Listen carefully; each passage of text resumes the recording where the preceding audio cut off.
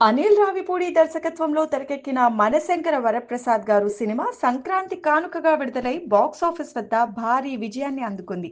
ఇక ఈ సందర్భంగా ఏర్పాటు చేసిన సక్సెస్ మీట్లో అనిల్ రావిపూడి నిర్మాత సాహు గారపాటితో తనకు ఉన్న అనుబంధాన్ని గుర్తు చేసుకుంటూ ఆసక్తికర వ్యాఖ్యలు చేశారు.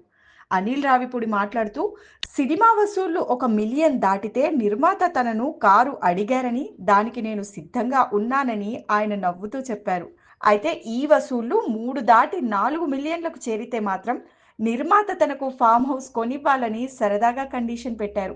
ఇప్పుడు ఆయన కారు అడుగుతారా లేదా అనేది ఆయన ఇష్టమని అనిల్ చేసిన వ్యాఖ్యలు వేదికపై నవ్వులు పూయించాయి. ఈ సినిమా ప్రయాణం గురించి మాట్లాడుతూ తన కెరీర్‌లోనే అత్యంత వేగంగా కేవలం 25 రోజుల్లోనే ఈ స్క్రిప్ట్‌ను పూర్తి చేసినట్లు అనిల్ వెల్లడించారు.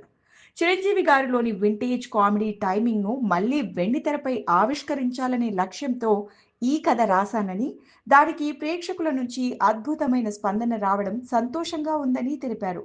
షైన్ స్క్రీన్స్ బ్యానర్‌పై సాహు గారపాటి ఎక్కడా రాజీ పడకుండా ఈ సినిమాని నిర్మించారని, ఈ సక్సెస్‌లో వారి పాత్ర కీలకమని ఆయన తెలిపారు. ప్రస్తుతం ఈ సినిమా అటు కామెడీతో, ఇటు ఫ్యామిలీ ఎమోషన్స్‌తో థియేటర్లలో రికార్డు వసూళ్లతో దూసుకుపోతోంది.